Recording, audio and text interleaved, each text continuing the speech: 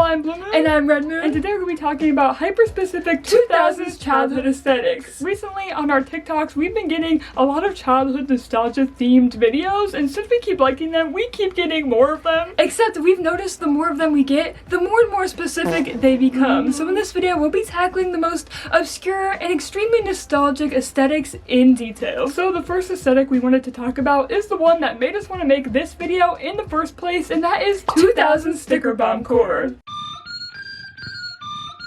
Sticker bomb has always been a popular aesthetic even before the 2000s. More specifically, it emerged from graffiti and street art culture, and then later in activism in the 1960s to early 70s. Although this aesthetic is still around and thriving today. Think about when you walk around a school or a big city, you're bound to run into a few stickers on a lamppost, bench, or wall eventually. That is sticker bomb core. As you can probably tell already, the goal of sticker bombing is to cover any surface with as many stickers as humanly possible. Although on TikTok, I've seen people have nostalgia for 2000 sticker bombing, which is much more childish in nature because kids are doing it. Every kid's toy and book came with stickers in the early 2000s, I swear. I personally remember having thousands of stickers in my possession at all times when I was around the ages of 6 to 10. And you know, we just had to put them stickers everywhere. When we go to our grandmother's to visit, she would always let us pick out stickers at the store since, you know, they were cheap. And we'd stick them on coloring books, toys, but most importantly, on the walls of the guest room in our grandmother's house. As you can see in some of these old videos from 2011, we went ham on the sticker bombing. Wall to ceiling, floor to bed frame, they were everywhere. We didn't put them on the floor, but we put them almost everywhere. Yeah. Oh my god. The funniest part about this is when our grandmother went to sell her house in like 2013, she did not take the sticker wall down because she's like, you're still visiting when I'm trying to sell this house. We need the sticker wall up still. Yeah, and it would be a pain to take down, to be honest. So she would tour the house with the realtor with the stickers still up on the wall. Yeah. And the family that ended up buying her house had a little kid who was so excited about the sticker room, and he was like, oh my god. And my grandmother was like, here's the sticker room. And they were like, whoa. And their parents were like, oh my god, like, we're taking this down immediately when we move in. And I think they did, sadly. Yeah. So rest in peace to our sticker room. I love that room. It was so iconic. Personally, we love the sticker bombing aesthetic so much because we're maximalists at heart, and we love how overwhelming and colorful it looks. Even if you do sticker bombing in monochrome colors, it still looks overwhelming, and I just love that so much because it gives us like an immense childhood nostalgia and reminds us of the days we used to spend with our grandmother. Nowadays, we collect stickers to put on our sketchbooks to completely cover them head to toe stickers front to back. And we will send you stickers, okay? Yes, if you order from us on our Mercari, we will send you free stickers because we need an excuse to keep buying stickers, and sending you guys stickers is our excuse. Yes. Of course, we couldn't make this video without mentioning the next aesthetic on this list, which is 2000s internet core, otherwise known as Frutiger Aero.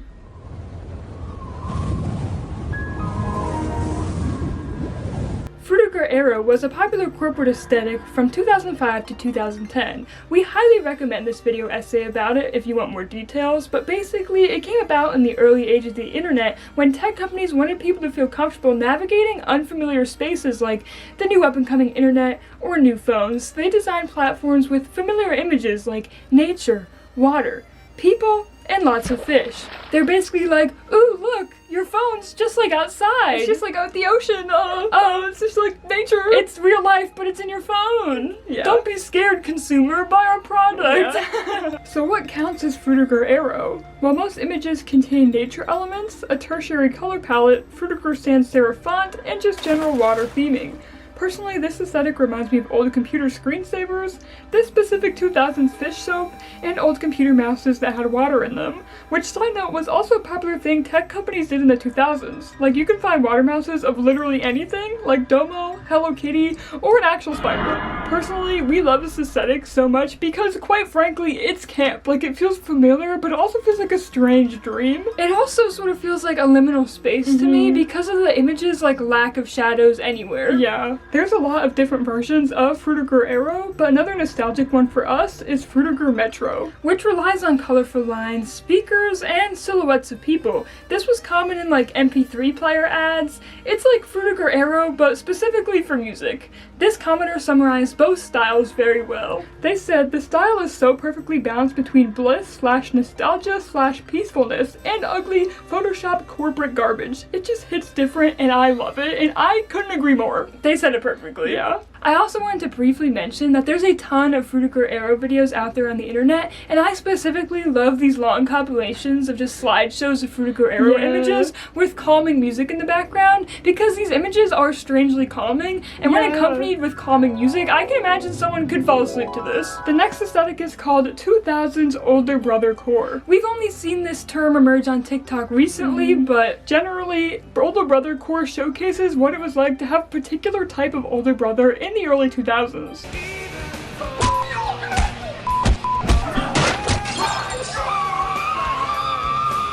We know not everyone's brother in the 2000s fits into this older brother core, but they most likely interacted with certain elements from this aesthetic.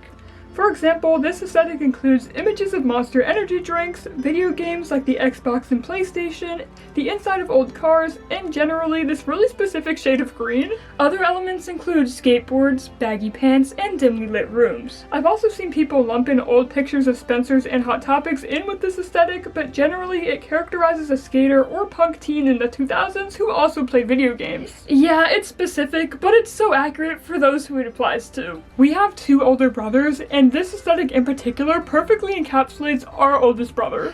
Some of these photos are so accurate, it's scary. I wish you could have seen my face when I just first discovered these aesthetics on TikTok. Like, I was literally like, when did photos from my mom's basement become an aesthetic? Like this dark room photo? Yeah, that's accurate. I jumped when I saw this video game loading screen image because we used to spend hours harassing our older brothers to hang out with us when we were like 9, so a lot of the times we just ended up watching them play video games. We've personally been inside this aesthetic literally, and let me tell you, there were some quarters on the floor and guitar picks strewn throughout every room in this house. Oh, and throw in some Guitar Hero in while you're at it. And some guitars. And for a bonus, here's photos of our older brothers authentically from the 2000s. Sorry, older brothers, we're using these without asking, but we are blurring your faces out, so you're welcome. They do fit into the older brother core, you can't tell us otherwise. We also couldn't make this video without talking about early 2000s games. This is another aesthetic we saw on TikTok, except this one captures nostalgia for early 2000s video games. Something really crazy that like you could never like.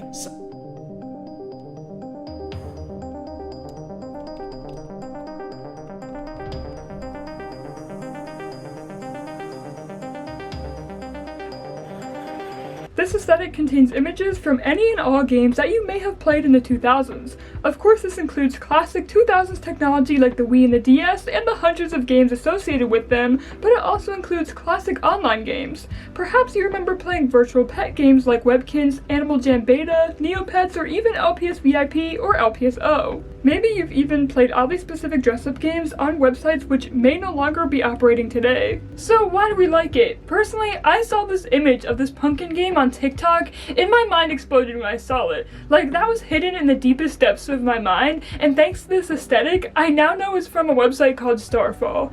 There are just so many games that fit into this category that we can't possibly name all in this video, but we're gonna flash a few on screen now. Maybe a few of them click for you, but a few definitely clicked for me. Like this Polly Pocket one, I remember playing this for hours. And this Barbie one, oh my god. And I even played the Mycene ones. I didn't even know what Mycene dolls were. Like, oh my god, the nostalgia. Oh my god, so many of these are so great, and I wish I could play them, except Flash doesn't exist anymore. It's so sad. At least you can download some games like Animal Jam, like Moshi Monsters, and like Webkinz. I was literally playing Animal Jam yesterday. Yeah, so I revisited my account. It's so nostalgic. I think I got hacked though. But that's the story for another day. These next aesthetics are more collections of nostalgic images rather than being defined actual aesthetics. The first one being old 2000s stores. Once again, we found this through TikTok, and these pictures come from people posting things like, does anyone remember when Walmart had fish? And everyone replies like, oh my god, yeah, I do, like thousands of times until the person's account who originally made the post slowly becomes a nostalgic image account, only uploading pictures of old store layouts from the early 2000s for clout. Like, did you know Target had neon lighting in the store? Or Walmart used to sell live lobsters? Basically, any image of any store a large portion of the population went to in the early 2000s, like Blockbuster, Toys R Us, old school Chuck E. Cheese, or aisles of discontinued toy lines, fit into this aesthetic. As long as it's in a store, it counts. Why is this aesthetic so popular? I mean, everyone loves to reminisce about the good old days, Yeah. and that's what this whole video is about, so we wanted to put this particular aesthetic in this video because of that. And honestly, like, a lot of these things that have disappeared from stores, I didn't realize have disappeared until I saw a picture of them. I was like the fish from Walmart, I was like, I swear I just saw them yesterday. Like what do you mean? Like what do you mean this is 10 years old and hasn't been in the store since I was like 9? Like, what are you talking about? No, they've been there. A lot of these images also feel like liminal spaces, especially with the graininess and lack of people in some of the photos, which makes them feel like an aesthetic rather than some random photo from a stranger's phone. This liminal space quality of some of the photos has definitely added to their popularity online. This just in, any holiday that may have taken place in the 2000s now is a 2000s aesthetic. Personally, I love the 2000s Halloween aesthetic. These aesthetics are similar to 2000s store aesthetics, where people will upload old photos from their holiday celebrations and reminisce with others who had similar experiences. These photos often lack people, but don't always have old camera grain over them. They are also tailored around specific events like the first nightly snowfall on Christmas Eve, or when Disney Channel changed their theming to Halloween. This aesthetic also captures certain objects that are reminiscent of 2000s holidays that may no longer be around, like these 2000s Halloween blow molds or old Christmas commercials. On TikTok, these photos are usually accompanied by nostalgic somber music, which really just brings you back to childhood.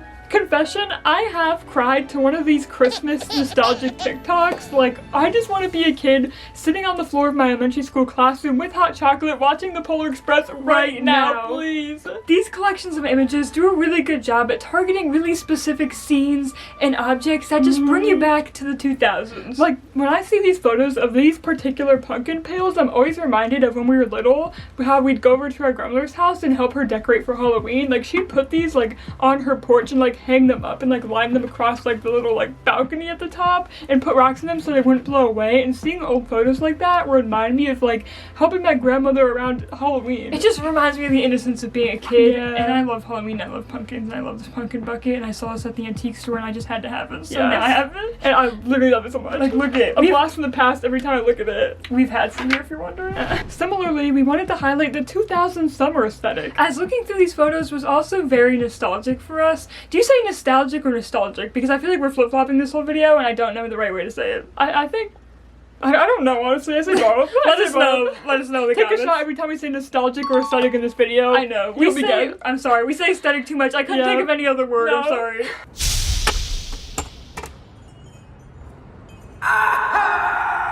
Photos in this aesthetic often include grainy images of parks, nature, rainy days, and water, whether that be lakes, water parks, or backyard pools.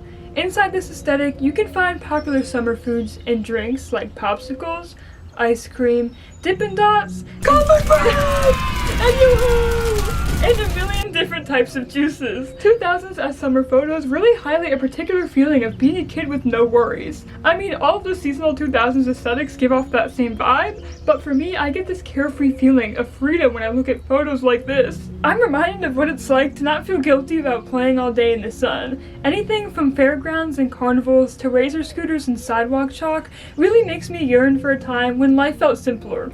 There's also something so serene about it too. All it conjures up is good memories. Not to mention, slideshows on TikTok containing photos like these are usually accompanied by the sounds of birds chirping and leaves rustling. Like ooh, out of all these aesthetics, this one in particular really transports all of your senses back in time, and that's why we love it so much. I can literally feel my scraped up knees and salty, watery eyes looking at these. Yeah. And now we're getting oddly specific with 2000s struggle meals. I've seen many people post over the years photos of their struggle meals growing up, and the reason why we're including this in this video is because you most likely grew up lower middle class in the early 2000s during the 2008 recession, and you've most likely eaten some of these meals. I feel like no matter where you were living during the 2008 recession, you were definitely affected by it in some way. Personally, we were Americans with a single mom growing up with 6 siblings, so we definitely had our fair share of some struggle meals. Yeah. So what counts in the 2000s struggle meal aesthetic? That's a sentence I never thought I'd say, but any photo of food that you can look at and tell it was made using whatever scraps were left in the house. Like hot dogs on regular white bread, hot dogs in macaroni, and homemade cinnamon toast. You know what? I'm noticing a pattern. It's bread, pasta, and whatever the cheapest meat was at the time.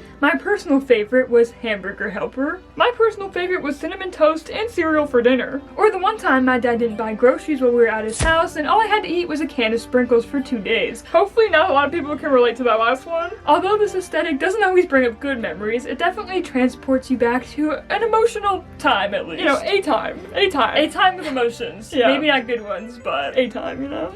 it reminds us of our humble beginnings, and honestly, I ate a chicken patty sandwich a few days ago. This morning.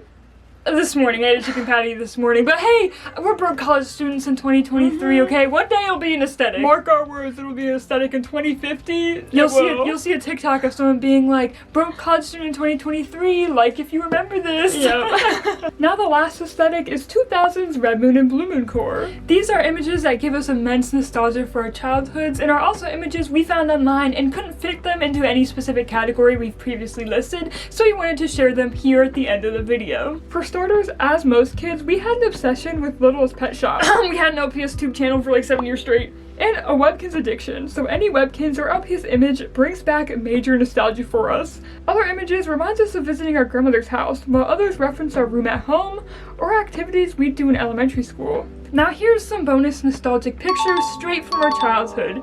Here's us playing Starfall on our grandmother's old computer. Here's me using a scooter board in elementary school. Here's Red Moon holding a Care Bear. Here's an old room complete with a Barbie movie poster and Bratz horses in the background. Here's us receiving the SpongeBob TV on Christmas in 2008. That same Christmas we got a Doodle Bear and an Aurora version of those rubber dresses kids, us, would chew on.